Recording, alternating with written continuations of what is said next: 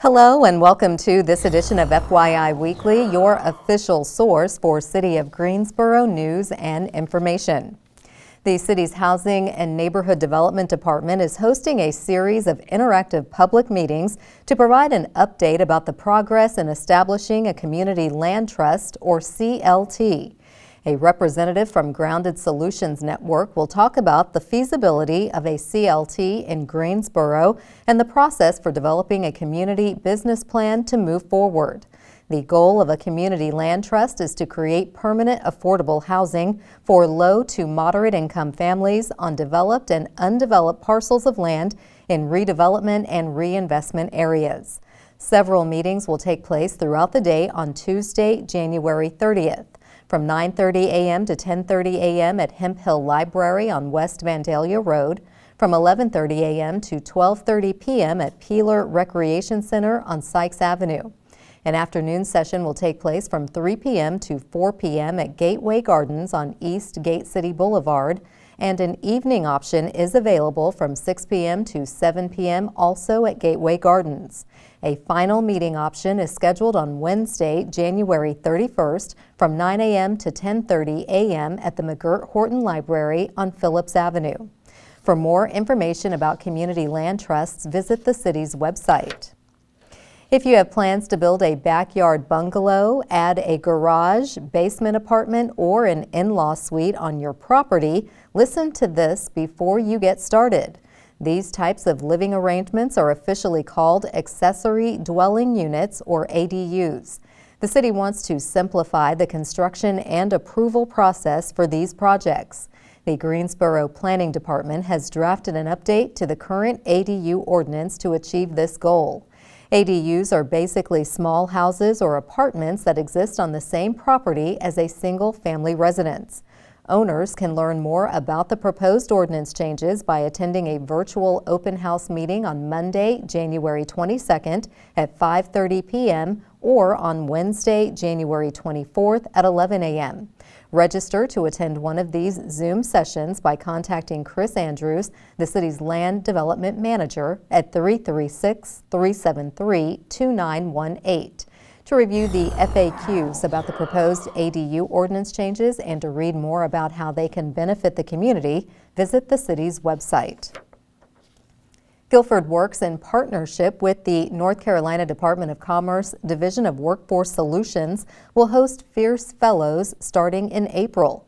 Fierce Fellows Workshops is a series designed for anyone who has been through the judicial system and is now seeking employment. These workshops will include career counseling, community engagement, and other supportive services. Workshops take place from 9 a.m. to 12 p.m. for 4 consecutive weeks beginning April 1st. Sessions will be held at the NC Works Career Center located at 2301 West Meadowview Road. The workshops will wrap up on May 1st, which is the date certificates will be presented during a ceremony. Participants will also be awarded a $500 stipend for successfully completing the workshops. For more information about Fierce Fellows and the workshop schedule, visit the website for Guilford Works. Cone Health has partnered with the city to share a series of brief and informative videos designed to inspire you to make better choices when it comes to healthy living. Following these tips is an easy way to help each of us improve our quality of life. Let's take a moment to check out today's News for Your Health.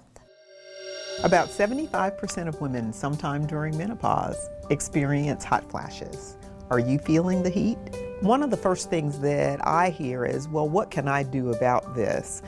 What can I do to minimize the chance that I'll have hot flashes? And I usually start at the beginning of the day. The first thing is that nice hot shower in the morning should probably be more tepid, because many women complain, I can't even get dressed in the morning before I'm breaking out in a sweat. I can't put my makeup on. So start with a much cooler shower. The other thing is, as you're choosing the things that you will wear during the day, choose to dress in layers that you can indeed peel off if you begin to have hot flashes, and then put your sweater back on when that passes and you're feeling more cool. Some of the things that we eat and drink can cause hot flashes. And so if you notice that every time you have a spicy meal, that's a miserable time that evening, then you want to avoid those kinds of foods. And alcohol is a well-known trigger of hot flashes, so you may need to moderate the amount of alcohol that you drink. People wonder about that morning cup of coffee sometimes and whether caffeine is a trigger. For some women, it can be. Exercise, which causes just about everybody to sweat if you are doing it right, can actually minimize hot flashes. Many women, when they're asked whether they're having hot flashes, will say, well, what's that? I try to describe it as a sensation of warmth that can be as little as something that will cause you to wipe your brow, but as significant as something that makes you want to take your sweater off, that can cause your hair to become wet, can cause your clothing to become wet, as if you've just run a mile and then all of a sudden it's gone. And you may actually experience a sense of chill after it's gone. The key is that it's repetitive. It goes away, it comes back. It can happen many times during the day and during the night. Or you may be one of the fortunate women who has only a couple during a day. Once a woman is having some difficulty with hot flashes, one of the main questions I get is, how long is this going to go on? Because if it's going to be a month, well, I can deal with that. But if it's going to be 10 years, maybe I need something to assist me. So usually we think in terms of 7 years as an average, but really women can begin to have hot flashes even before they have the diagnosis of menopause, and it can last as many as 10 or 15 years for some women. There is medication that is designed to address whatever residual symptoms there are. And those medications fall basically into two categories. One is hormones that are designed to give back some of the hormone that women are making too little of to control their symptoms. And one is non-hormonal. A woman should see their doctor at least once a year for a general discussion of their reproductive health. And that visit will include discussions about what is going on in terms of movement out of the reproductive age into menopause, that perimenopausal time frame that can be so disruptive, as well as whether there are any menopausal symptoms that need to be addressed. Thank you so much for joining us. I hope this information has been helpful to you. For more information, visit conehealth.com/menopause. Thank you again. I'm Dr. Vanessa Haygood. If you're living green and helping preserve our environment, the City of Greensboro wants to know who you are. And the Office of Arts and Culture invites kids to learn about the theater in a fun way. We'll have those stories and more news coming up after the break. Stay with us.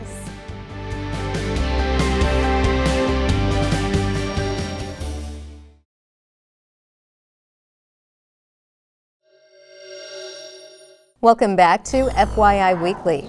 The City of Greensboro's Community Sustainability Council, in partnership with the Office of Sustainability and Resilience, is accepting nominations for its second annual Live Green Awards program. The fast-approaching deadline to submit nominations is on Thursday, February 9th. The Live Green Awards honors Greensboro businesses, nonprofit organizations, and individuals who are taking meaningful strides toward the creation of a more sustainable and resilient future. These ideals are recognized in the following categories: significant use of renewable energy sources, conservation of natural resources, sustainability awareness, recycling or waste avoidance, water conservation, and the improvement of quality of life for all Greensboro residents. CSC Chair Nicole Gaines said the Live Green Awards program celebrates this work no matter the size of the contribution, in the hope that we can magnify our efforts to support a more green and environmentally friendly future for the next generation. The CSC will celebrate the winners at the City of Greensboro's Earth Day celebration on Saturday, April 20th from 1 p.m. to 4 p.m. at Keeley Park. For more information, contact the Office of Sustainability and Resilience at 336-373-2712. Creative Greensboro will present its annual production of Short Tales for Children in the Van Dyke Performance Space. Activities will take place at 2 p.m. on February 3rd and 4th at the Greensboro Cultural Center located at 200 North Davie Street. Admission is free with a suggested donation of $5. This year's production features 4 short original plays written by members of the Greensboro Playwrights Forum and directed by UNCG School of Theater education students. These students were mentored by Creative Greensboro's Performing Arts Coordinator Todd Fisher and UNCG Professor Joshua Purvis. Short Tales focuses on giving students real-world experience and learning the craft of theater in a low-pressure, fun environment.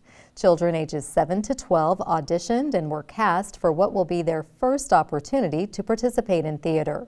The Short Tales for Children program lineup is as follows: Prince Troglodyte's Adventure by Judy Dove, Toxic Mushrooms by Clinton Festa, Buddy Bench by Clinton and Evelyn Festa, and The Boxwood Castle of Love and Friendship by Gwendolyn Poole. For more information, contact Todd Fisher at 336-373-2974. Creative Greensboro has launched a new residency program to bring an artist's lens to the work of city government departments. Creative Allies offers 2 one-year artist residencies with the Human Rights and Housing and Neighborhood Development departments. These selected artists will work with members of either the Dudley Heights or King Forest neighborhoods. Creative Allies is part of Neighborhood Arts, which focuses on the 5 reinvestment neighborhoods listed in the Housing GSO plan. Artists will help with planning, community engagement, and creative problem solving in partnership with each city department. The goal is to amplify the voices of residents and help better align the work of the city with community histories and needs. Artists in residence will have a 2-month research phase and 10 months of project implementation. They can work up to 18 hours per week at $35 an hour. Artists of any discipline who are Guilford County residents or leaders of Greensboro-based nonprofits are eligible to apply online. The deadline is February 14th. A committee comprised of neighborhood residents, city staff, and Cultural Affairs Commission members will rank the applications, interview finalists, and select the 2 artists for the program. For more information or to access the application, visit the city's website. Cultural celebrations are on tap throughout the month of February. Coming up after the break, the director of the Greensboro History Museum will give us an overview. Stay with us.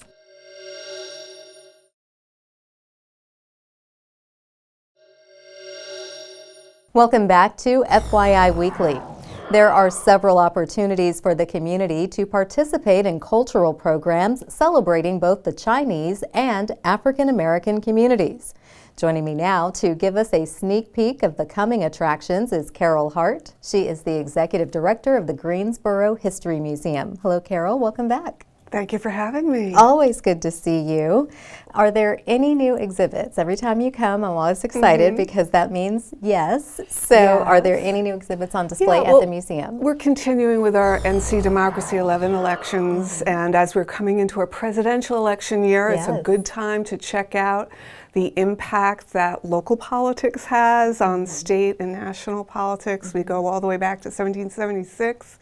Talk about some recent elections as well. Check out a few state constitutions. So we've got that going on. Okay, well, folks will need to get there and take all that in. As you said, it is a presidential election year, so that gives you all the way through November to appreciate that history and those modern, more recent elections.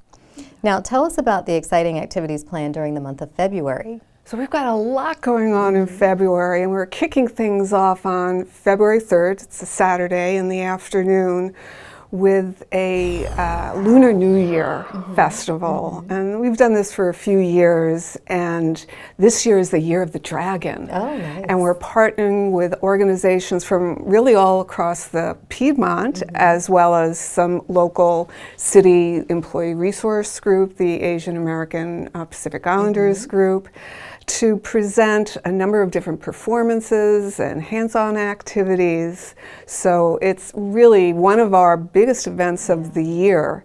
So if you come, you'll be able to see youth dancers. The Montagnard Degas Association and the Cambodian Center will be having youth dancers presenting. The Chinese Association will be doing some calligraphy demonstrations, and the Taiwanese Association of America, coming from Raleigh, will be doing dragon dancing. Oh, wow. It's going to be a lot of color. I They're can see it. very colorful. Yes. Lunar New Year is one of the biggest celebrations of the year in China, Yes. as well as in Southeast Asia. It's really a time of family getting together and welcoming spring, being hopeful and looking forward. So it's a nice way to start the year. Very nice. Now, I'm sensing music, dancing, all the activities. There has to be some food involved. Any authentic food? There is some food. So there will be a food truck on property till about 3. The Churba Churba dumpling food truck. So if you like dumplings, and again, they're coming from Durham. Durham, okay. we have So we've people got coming from Raleigh all and over. Durham, Yeah. all over the gate cities. So we will check that out, Lunar New Year. Yes. Okay, so then that takes us into Black History Month. You always have exceptional programming. What do you have in store this year? Yeah, so for over 10 years, we've been doing a program we call Lifted Voices, where we have actors and actresses portraying African Americans from Greensboro's past. So this year, some of the voices of the people you'll be meeting include Vina Curry, who was a free African American woman from about the 1830s, who worked at the New Garden boarding school, which later became Guilford College. And she assisted over 15 African American men to freedom before the Civil War using her husband's paperwork. So she's a really important woman. In addition, coming to more recent times, we have Eunice Dudley, entrepreneur and one of the founders of Dudley Beauty Products. And then someone I'm really excited about will be portraying Malvin Gray Johnson, who is an artist born in the late 1800s in Greensboro, but who left Greensboro to go to New York City to pursue his dream to become an artist. Ended up getting drafted, went to World War I. But he had an incredibly successful career as part of the Harlem Renaissance movement. Tragically, he died young, but he's coming into his own. More and more is being written about him and the role that he had in the Harlem Renaissance art movement. That all sounds fantastic. And speaking of Malvin Gray Johnson, did the museum receive a grant associated with him? Yes, I'm really excited. This has been sort of a passion project of mine. We got a grant from the National Endowment of the Humanities, which is a big Huge. federal grant. Yes. So we have $25,000 to expand our current core history exhibit, Voices of a City. There's an area where we tell the story of Sidney Porter, also known as O. Henry. But now we're going to include Malvin Gray Johnson, who's very similar story in some ways, born in Greensboro around the time, but left in his teens to pursue his passion. So we'll be telling his story there. In addition, we'll have room to tell the story of a few women, and another African American museum, Orpheus McAdoo, again, who went on to international fame, a woman mathematician, Ragsdale, who founded the Radsdale Conjecture, and Margaret Faulkner, who is a musician and very well known at A&T. So we're going to be including and incorporating more voices and more stories into our core history. So I'm really excited about that. I am too. And lots of women too. That's really important. Yeah. Well, Carol, thank you for giving us a preview of the programs coming up in the month of February. We look forward to your next visit. So do come back soon. Thank you. Always more to tell. Yes. Thank you. Stay tuned for some interesting and useful information about Greensboro as we tell you something about the city. That's coming up after the break. Stay with us.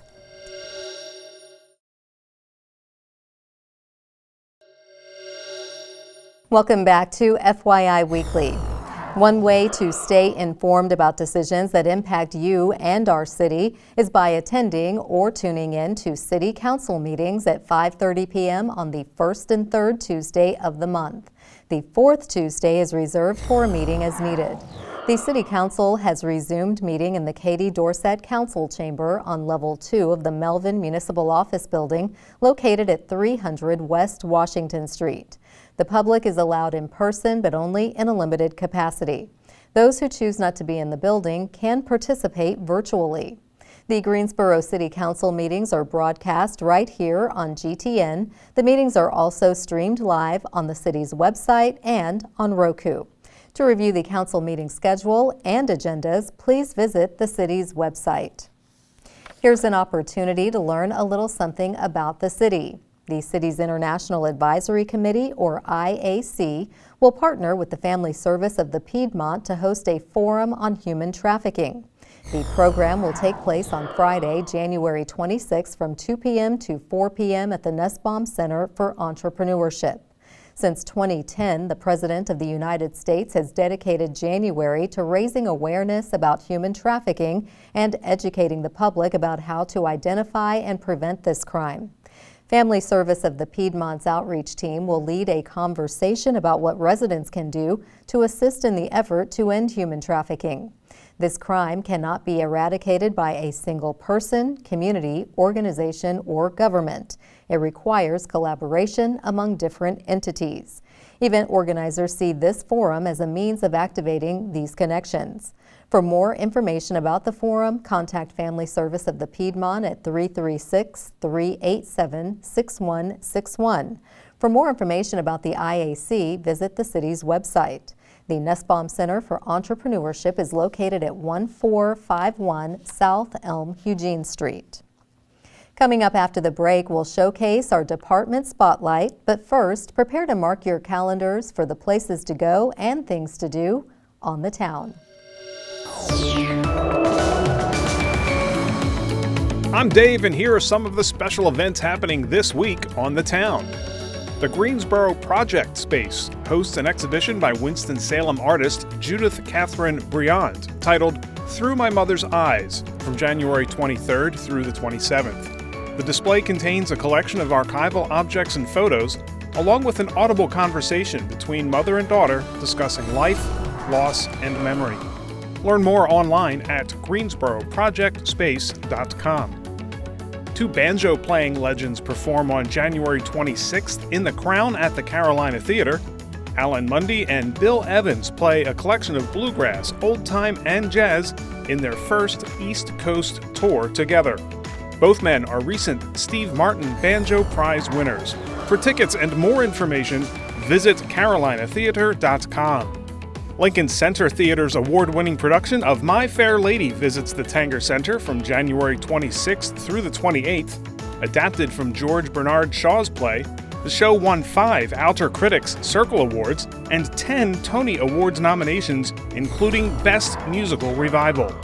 Find tickets and information online at tangercenter.com. The Wine and Chocolate Festival returns to the Greensboro Special Events Center on January 27th.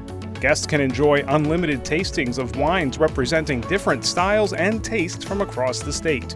You may also buy food and snacks, including a great selection of chocolates and sweets at the Candy Bar. Buy tickets and learn more at greensborocoliseum.com. Students in grades 4 through 8 can get hands-on experience with coding and robotics on January 28th at the Benjamin Branch Library. American Association of University Women's STEM Education Program volunteers will provide one-on-one instruction. Learn more about this free program online at greensborolibrary.org. Stay tuned to FYI Weekly for more happenings on the town.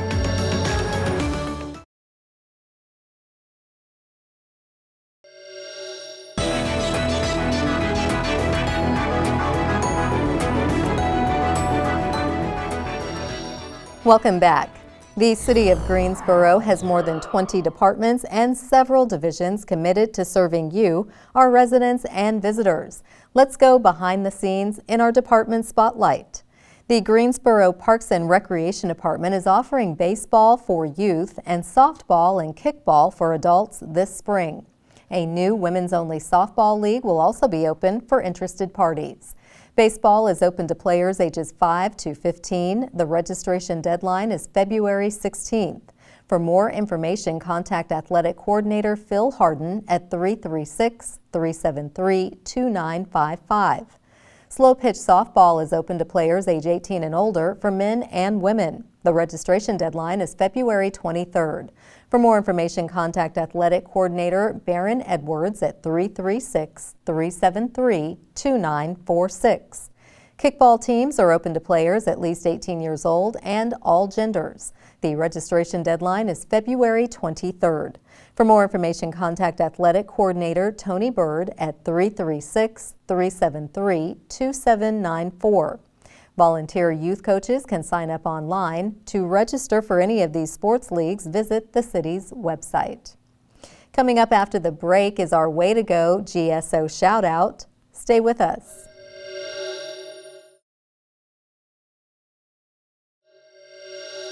As we draw to a close, we always want to end on a positive note with our Way to Go GSO shout out. This week's shout out goes to the Downtown Greenway.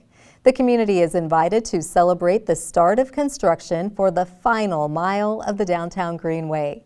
There will be a casual gathering at Karen's Course from 10 a.m. to 12 p.m. on Saturday, January 27th. Look for the public artwork at 501 Guilford Avenue. Parking is available on site.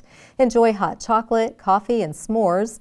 Gather around the fire as you connect with other Downtown Greenway enthusiasts. Learn all the ways you can get involved with Downtown Greenway special events and volunteer opportunities. The future Western Branch section is located along the former railroad corridor between Guilford and Friendly Avenues along the west side on the property owned by Greensboro College. That concludes this edition of FYI Weekly, but you can easily stay connected to the latest city news by linking to us on Facebook, Twitter, YouTube, and Instagram. Alexa users can subscribe to our 5-minute flash briefings, which airs on 90.1 FM, 100.7 FM, and 90.5 FM. Be sure to download both weekly podcasts, Talk City Greensboro and Connect GSO, plus GTN is streaming on Roku. For all of us here at the City of Greensboro, thanks for watching, and we'll see you next time.